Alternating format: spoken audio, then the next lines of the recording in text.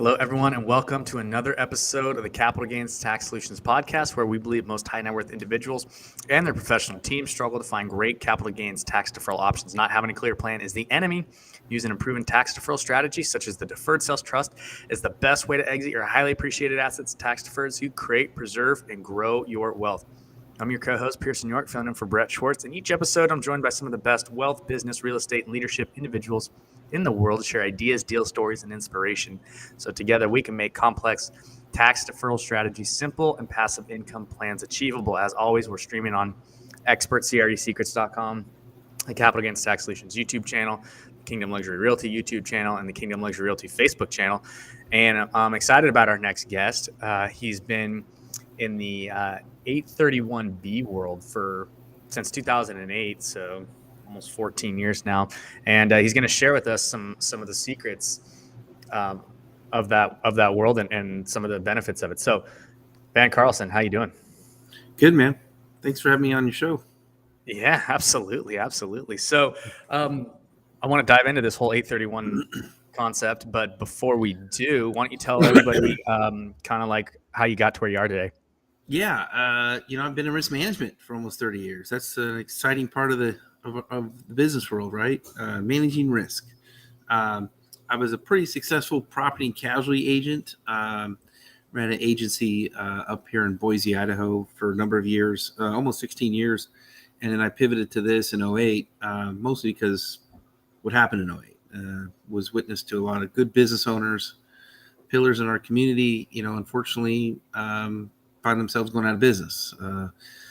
Business owners know the 172 accelerated depreciation really well, and they buy a lot of stuff in order to avoid the tax. Their silent partner called Uncle Sam. So, the unfortunate part for that is I was witness to, like I said, good businesses, hardworking people, but just knew, hey, Van, they called me in the fourth quarter. Hey, I'm tax CPA says I owe more money in taxes. I'm going to buy another skid steer and 2 more trucks. What's that going to cost to insure? And of course, I love that because I was making more money too, and the sales guy, everybody's making more money.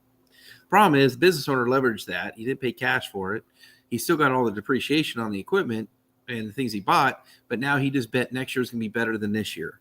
And that is a form of insanity when you think about it, right? So there had to be a smarter, better way. I was a witness to a gentleman that had these 831B plans set aside, and he was a manufacturer, specifically he's a manufacturer for RVs and motorhomes and so forth. And he had, over the years, piled up tax advantage dollars using an 831B to handle his warranties, to handle some risks that he had that he couldn't transfer to traditional insurance carriers. And so the self-insuring risk, that's what 831B does, right? It recognizes your self-insuring risk. It creates an incentive for you now to put a dollar aside in case something happened. You can use that dollar to go handle risks you can't normally transfer to traditional insurances. The best example I give recently is obviously COVID-19. A lot of business owners thought they had an all-risk policy because that's what it said in really bold letters, and little did they know in the back of the policy with all the exclusions that they weren't going to be covered, because when a municipality tells you you're no longer an essential business, but you have to shut down, that is not a triggering event for an insurance company to cover your loss of business interruption, unlike a fire on the building where you do have business interruption for that. So, that's when I was. So getting back to the gentleman that with the RVs, he showed up at the auctions. He bought his competitors out. He did what smart money does. And there are opportunities and downturns in the economy. And the key there is, do you have a rainy day fund? And I tell business owners all the time, 831B has been around since 1986. It was designed to create an incentive for you to recognize self-insuring risks that you couldn't transfer traditionally to a traditional, fire, theft, vandalism, wind, hail, smoke damage, all that kind of stuff. Insurance companies do a good coverage on those on that type of a loss. They don't do a really good one when you're forced to shut down you have in cyber, all the risks I go into today, and we don't need to dive into that too deeply, but when you look at a risk profile of businesses today, it's not getting less, it's getting more. And a lot of carriers are, I jokingly say this, but it's true. The reason why your policies are getting thicker and bigger is not because they're adding more insurance coverages in your policies. They're actually adding more exclusions, and Right. that's really where we're at today. And so, it's I call it a 14-year overnight success story. But unfortunately, for us, COVID-19 was proof of concept. We had a lot of clients in our program, and they weathered the storm much better than clients that weren't in our program. And we've since then have Awesome. had substantial growth in our program. And we're excited and where we're going as a company as well. So Fantastic. Okay, so I want to dive into a lot what you said there, but before I do, what are one or two strengths or superpowers that you have that have led you to be successful today? I would say the first one would be gut instincts, and just I would gut instincts has always paid me very well, and in fortitude. Right. I call it fortitude. Fortitude is everything, man. I mean, there's plenty of walls, there's plenty of barriers, and it's the old adage, if everybody was doing it, if it was easy, everybody else would be doing it. And I just don't give up. And so, that's probably my two biggest strengths is that. So. Awesome. So, all right, let's get into this. What is an 831B? So it's a tax code. Okay. When I say 401k, 401ks is where you would find it in our tax code, federal tax code, right? 831B is the same thing. It's very similar to a 401k. When the business owners first start to hear about this, we try to formulate the because everybody knows about 401k, right? Of course. It's designed to defer if contributions are deductible at the company level, and it's designed for your owner's retirement and the employee's retirement. And it's an incentive, right? Because if it wasn't deferral, if I couldn't take a deduction on my contributions to my employees on my 401k, I wouldn't be offering it, right? That's the incentive. And an 831B, it's the same thing, but it's an incentive because of the self-insuring risk business owners have. A good example I give clients is, if I had a warranty risk, let's say I had a 5-year warranty on my product I manufactured. Well, that's an unbooked liability, meaning if I sold a widget today and made my profit, I am booking a liability on that product for the next 5 years, though, right? And a lot of these, the warranties have gotten so broad today. It's not because it's defective, right? It's because it's really customer satisfaction. Right. The customer now has the power to do a review on your product that can be very detrimental, and so what do? You just fix it. You replace it, whatever. But these are liabilities you're booking on the books.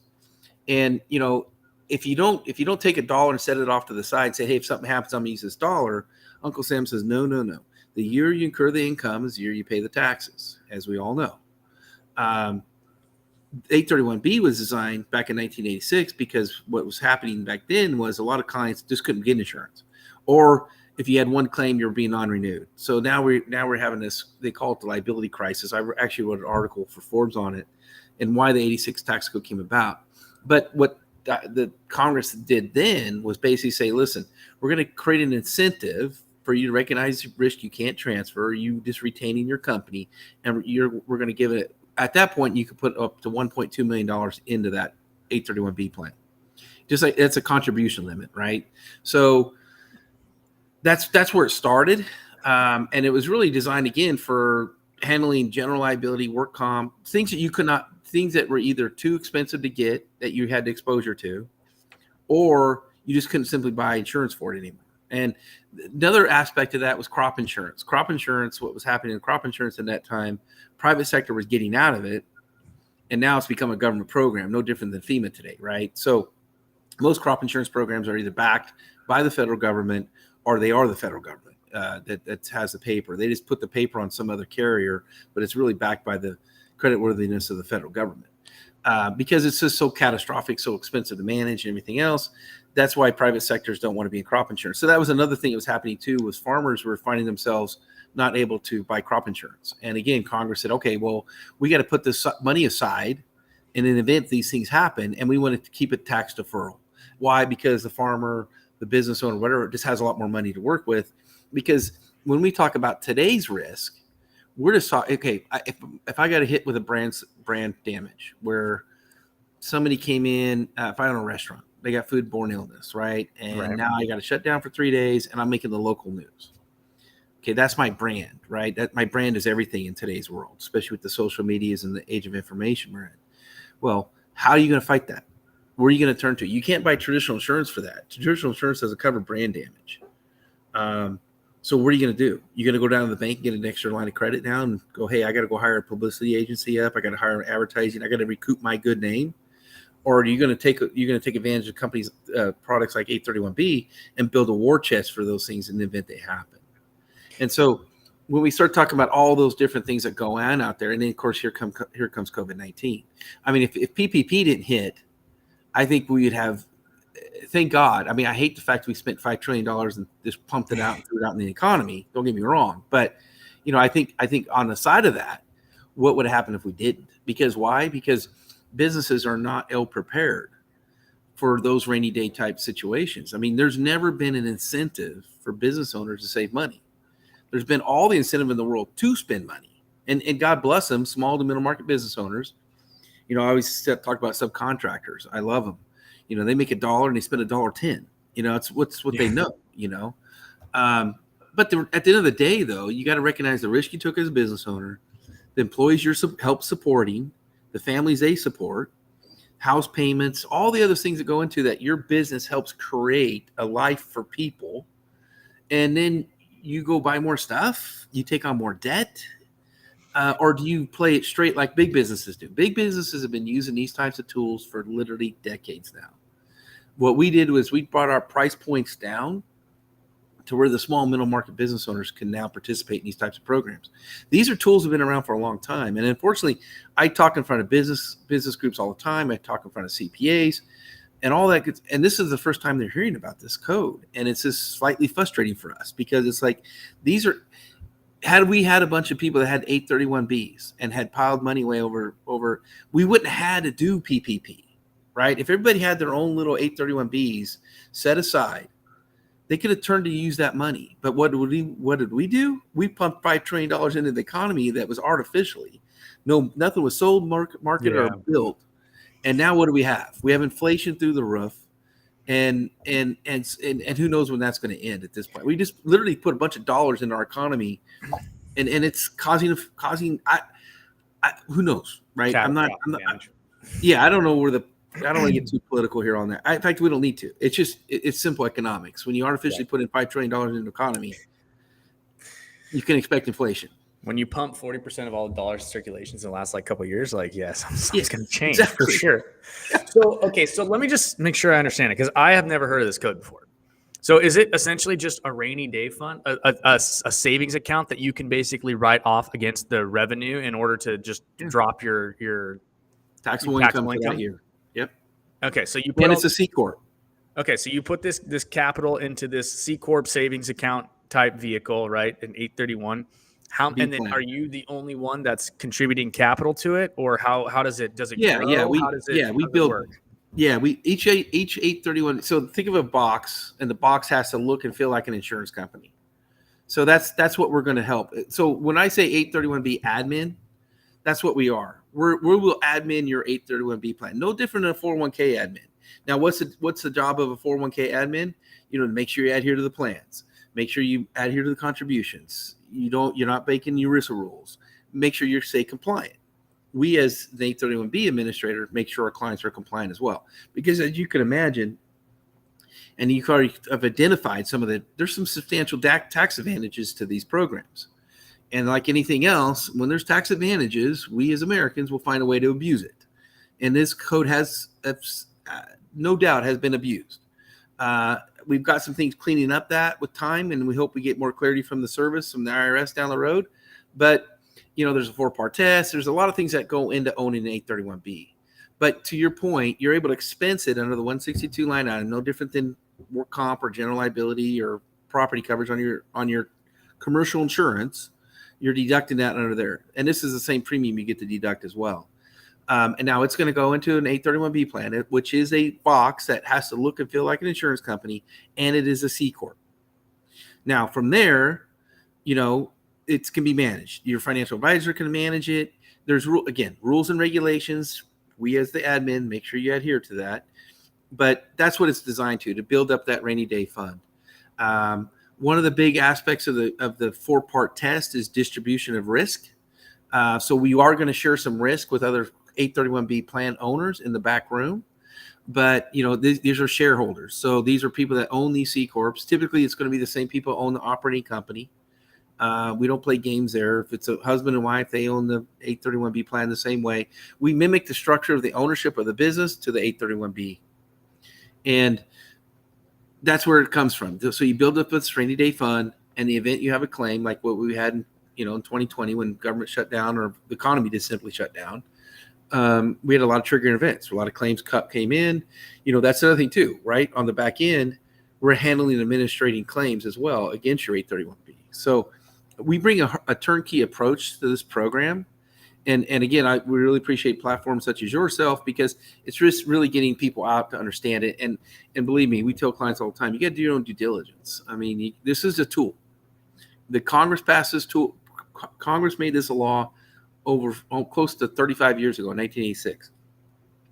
That being said, we hope we are moving our way more and more to where this will become a normal business practice, where all successful enterprises will own some kind of form of an 831B. And it's not because of the tax advantages and all that, which is great, don't get me wrong. But the reality is risk. When I look at cyber risk today and the business owners that are taking out cyber and the amount of content that we're collecting from our clients and data and all that kind of stuff, I mean, that's a huge amount of responsibility for that. And nowadays it's even becoming more and more. So, risk is real. I think the rainy day fund is a great example. It's a good analogy to build that up on a tax deferral basis. And in the event you need it, you have it. Again, this is a savings account. Business owners had never had an incentive to save money before this code was passed in 1986. So let me ask you this: all these events that triggered the money, right? Is that money taxed? It would come back into the operating company as a form of business interruption, or think about it when you have an insurance claim, right? Let's say a business has a claim and has a fire claim, right? You got to rebuild the building, so you got expenses going on the other end, and as this money is coming in to make you whole again, you take that off and give some of your expenses, right? So, but absolutely, any money that flows back in, especially when it's business interruption revenue, which is basically loss of income, that's a taxable thing for you. But typically clients will offset the expenses with the additional cash revenue coming in, because what's happening is if you didn't have this, all you're going to do is pull from cash flow, right? Either cash flow is either income that hasn't been taxed yet, or it's retained earnings inside the company, right? So to pull money out of the cash flow to fix the issue, to deal with the issue, whatever it is, and then you reopen. Well, where's your cash flow? That's the problem. Anytime you have a triggering event and you have business interruption occur, your rent didn't stop, your loans didn't stop, your insurance didn't stop. The only thing that stopped was your employees, because you don't have them working anymore. But now you just took the risk of not getting them back when you do go to open, and you're eroding your cash flow every month that goes by that you can't open your doors up and go back to creating income back to your business. So that's a real detriment to any business. And that's why the PPP had to be done, because everybody was eroding their capital to where, okay, now we're back to open, all the masks are off, COVID's gone, and nobody can afford to open up their business again because all the cash is gone. Pretty detrimental to our economy, right? I think it's a great example, damned if you do, damned if you don't at this point, right? When you look at what happened with COVID-19 and shutting down our economy, was it the right answer or not? I think time will tell. But my whole premise is government put tools in place for business owners to take advantage of, like an 831B. And I'm sure a lot of business owners hated the fact that they took some of this money, but they were left with no choice, right? Right. It was either take the money or business goes away. And so, meanwhile, we are all trying to fight for lower taxes and less regulations and everything else from a business standpoint. But meanwhile, we're taking government money at the same time, right? But meanwhile, these tools are in place. And that's why I think one of our reasons our business is doing so well today is because a lot of business owners are recognizing the fact that insurance will never be the security blanket you think you're buying, that you think you're getting an all risk policy when, again, there's a ton of exclusions written in these policies today. And when I was selling traditional insurances, I would say for my commercial clients, 1 out of every 2 phone calls I had with my clients, I had to tell them that's not going to be covered. And here's why. Yeah. Right. And it's an uncomfortable conversation to have with clients, especially when you tell them, hey, this is a great insurance policy and this does this. And then you find out, no, it doesn't, not as good as you thought. Right. So again, I think it's a tool in a toolbox. You owe it to your clients, advisors, coaches, financial advisors, P&C agents, especially, you need to know about this tool. For the right client, it's a great tool. It's certainly no silver bullet. There is compliance issues involved. But, again, it can be the difference. I can tell you this. When I was witness to COVID-19, when the economy was shutting down in March and there was a lot of unknowns, the fact that our clients had this bucket of money that were with us from day one and had built up these reserves and these surplus inside this box, they slept a lot easier at night knowing they had this money set aside versus relying on, well, is the government going to give me something or not? Or what's going to happen to me? Or can I go down to the bank and get a bigger line of credit now? We know what they're going to do. They have to. They showed their hand in 2008, right? A lot of these businesses got liquidated because covenants alone started to mean things. Unfortunately, we saw a lot of business go out. So I think it's just an education that we trying to get our clients to understand, and then really trusted advisors that work with a lot of business owners understand it.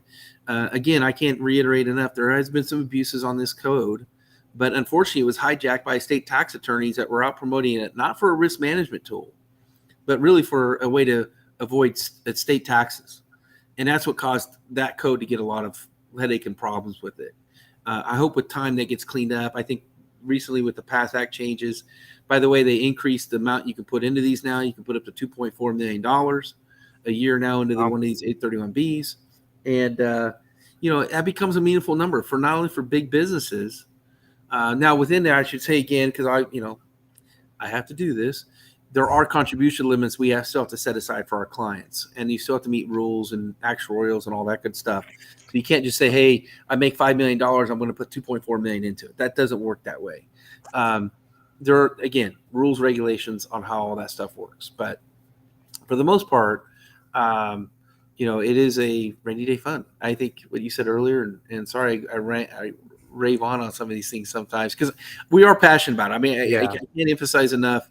I think we're not making more risk takers. I get this, I read a lot of stuff, right? And one of the things they're talking about is, this transition of wealth from the baby boomers down to the next one. Right. And all that. I'm like, who the heck is talking who's going to take over all these small businesses? I can tell you this. Our clients are typically in their mid-50s, husband and wife, ran a business, put every damn dollar they ever made back into their business, did so well, they sent Johnny off to college, and Johnny said, I don't want nothing to do with the business, Mom and Dad. I'm out. And now they're looking at each other like, well, who are we going to sell to? Who are we going to sell? And I think the biggest thing we have, one of the bigger hurdles we have in front of us today, if small to middle market business owners, our biggest employers, our most caring employers, the ones that care about their employees the most, to me, is small to middle market business owners. Because why? Because they know them. Who's going to take those businesses over? And again, I would tell you, working with clients, succession planning, and everything else. And this really leads up to where you guys kind of fit in. These are C corps, which means they have capital gains treatment when they go to shut down. And there's a lot of strategies that go into that of what you can and can't do with these things. And that's really where we kind of step back and guys like you step forward. Meaning we've been your risk management company. We've been your 831B company. You are a C corp. You sold your business. You're now going off to the sunset. Now you've got this C corp sitting off to the side that could have 100,000, could have millions of dollars sitting in it. And now what do you want to do with it? And we typically will let those 831s sit for about 3 years without seeing risk into it, new premiums and so forth, because there's no operating company. But then we rely on guys like you to go and say, okay, this is a C corp. What can we do in the back room with it? And that's really where we kind of hand it off, right? We're done. And we have that every year happen with a lot of businesses. Partners dissolve, course. business to sell, all that kind of stuff. And that's really where there's a bucket of money sitting inside of a C corp. No different than if it sat inside of a building, right? No different than it sat in stocks and bonds and mutual funds. 1 year, one day, it's either going to come out as a qualified dividend or it's going to come out as capital gains. How that transitions, and again, we hand it off to people such as yourself to come up with solutions if clients want to keep moving things down the road inside this C corp. It's not something we necessarily get involved with directly, but we certainly guide clients through that process once we go to shut it down. Yeah, absolutely. And there's just a ton there. So what I love is the fact that, you're out there kind of just like beating the pavement and trying to educate these people on this, because that is definitely the biggest hurdle. If people don't know, like they're not gonna do anything. And then you have the hurdle of the know, like, and trust. Okay, well, what are these guys going to be doing with the money and all that kind of stuff. So we can totally relate to you on that premise. As far as the the liquidity events are concerned with the C corps and how that how that all looks. We definitely have certain strategies and tools in the tool chest, as you say, right? That actually, and this actually would go really well hand in hand with some of the stuff that we do. Like one of the things we do is called a deferred sales trust, and it's we were talking before the show, Van, about your building that you got an offer on that you might have to do a 1031 on and all that kind of stuff. And 1031s are great. So I want to kind of dive into that really quick, just say it. But what has been your biggest frustration with the 1031 as far as the capital gains tax is concerned? Well, you're just levering into more risk, right? I mean, that's what you have to do a 1031, right?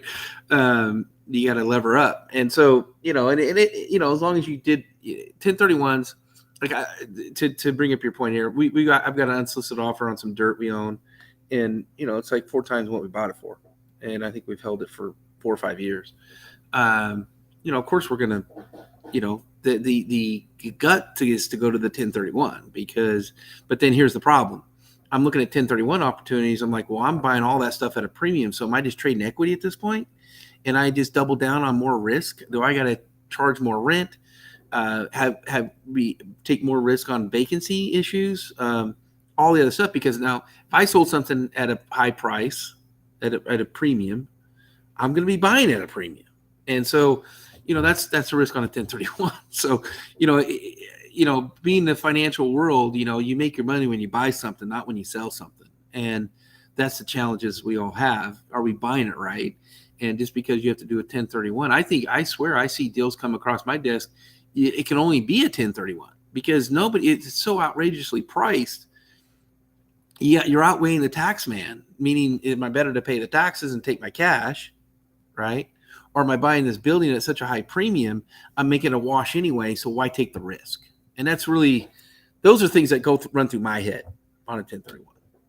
Yeah, absolutely. And that's kind of one of the things that we've been finding right now, especially in this market, right? Where everything's just like highly appreciating and you're selling high and you're buying even higher, 180 days later. And, it's when you find good deals, right? It makes a lot of sense. Yeah. Right. When it's like, okay, hey, we're just going to lever it up, right? We're really conservative in our underwriting right here at this deal. Like it's a great deal.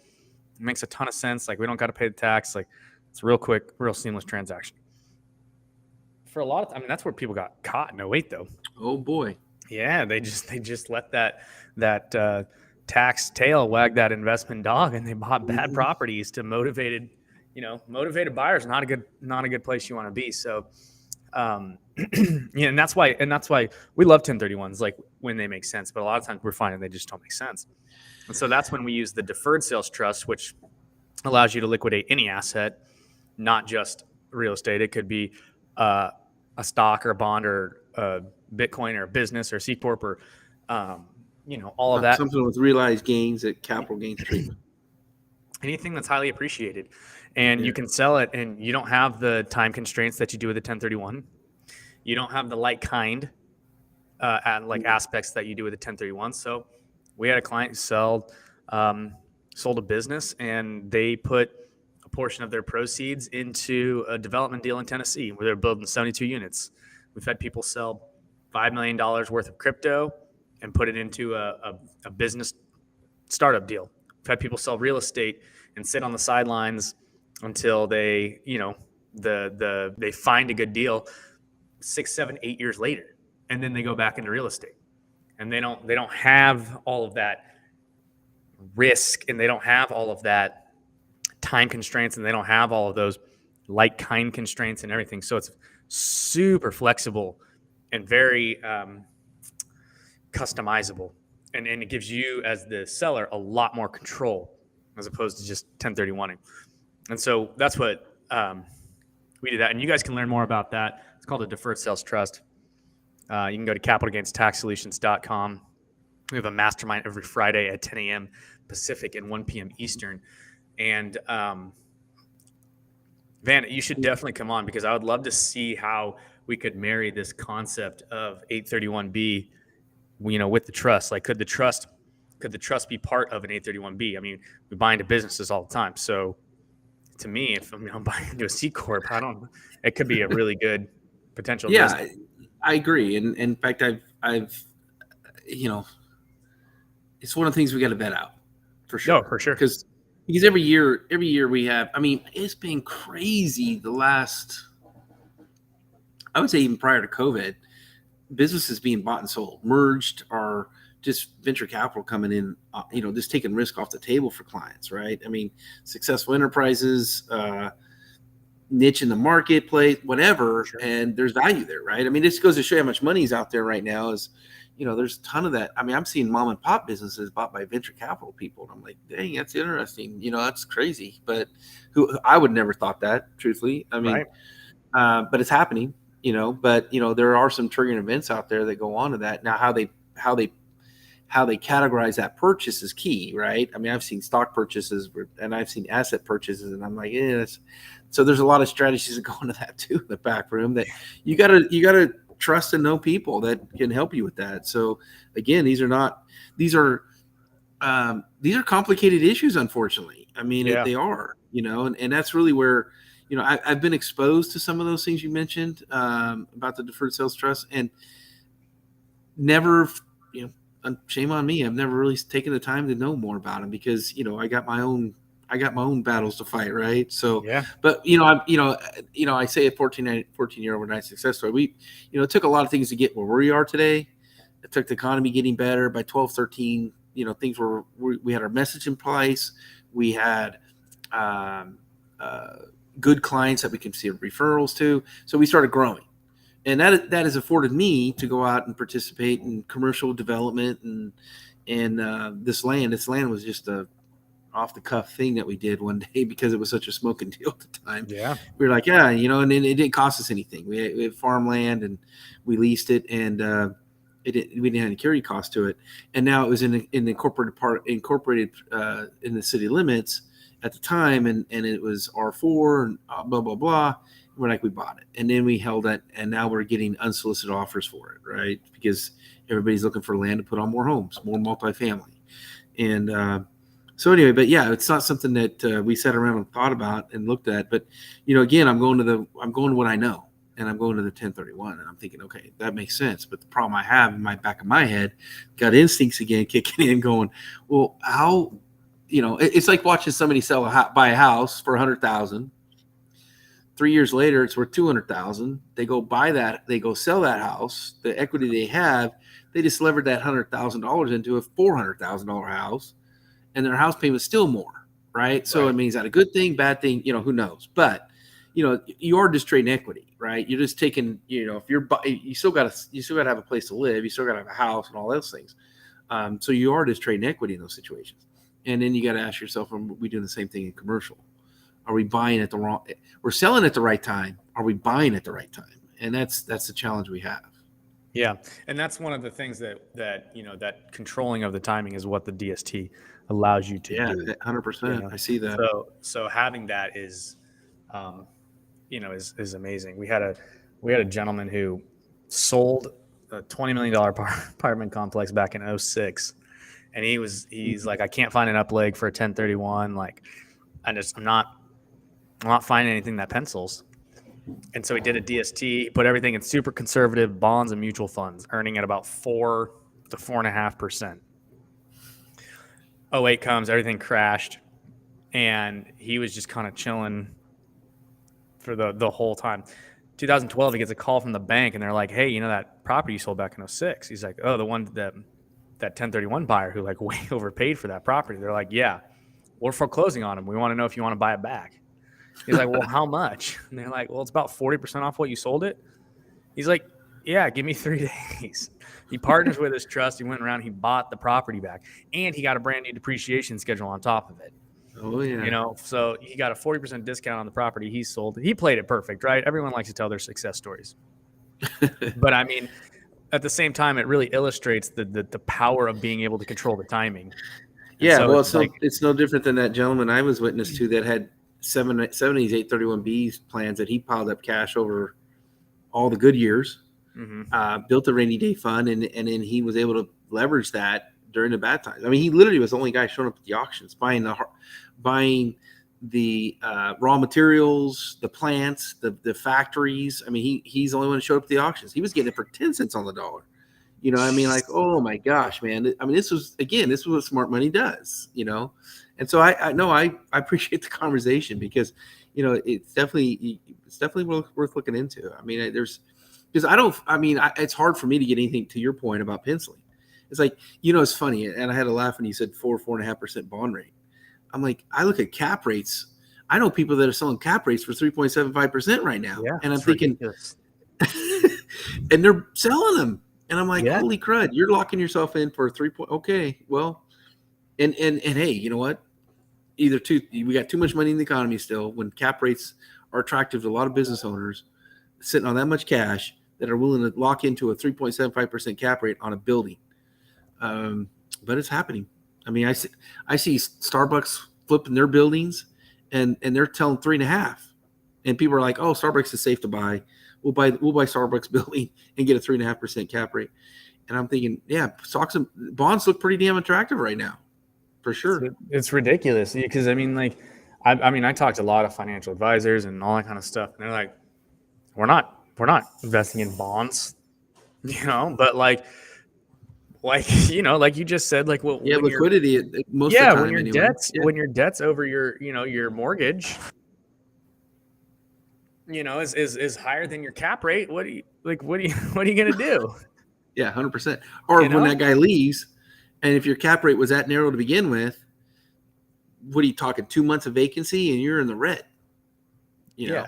Yeah. It's yeah. I don't know. It's interesting, especially here in California and like in LA. Like, you know, they're going for really. I mean, you're buying a triplex or something in Long Beach for $2.5 million, and you're getting $8,000 a month in rent, but like the mortgage on that's like it's I don't know, it's crazy. So and if they put an adjustable on that, and if they get caught in the wrong cycle again, I agree.